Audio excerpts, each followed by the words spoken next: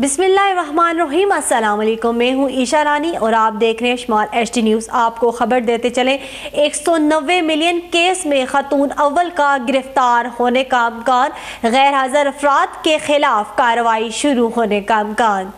जुल्फी बुखारी और फरह गोगी को इश्तिहारी करार देने की कार्रवाई का इम्कान। अडयाला जेल में केस की समाअत होगी।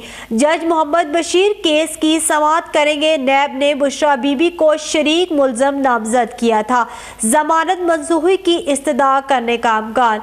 आपको एक बार फिर बताते चले, 190 बिलियन केस में साबिका खातून अव्वल का गिरफ्तार होने का इम्कान, गैर हाजिर अफराद के खिलाफ भी कार्रवाई शुरू होने का इम्कान। जुल्फी बुखारी फरह गोगी को इश्तिहारी करार देने की कार्रवाई का इम्कान। अडयाला जेल में केस की समाअत होगी। जज मोहम्मद बशीर केस की समाअत करेंगे। नैब ने बुशरा बीबी को शरीक मुल्ज़म नामजद किया था। जमानत मंजूरी की इस्तदा करने का इम्कान।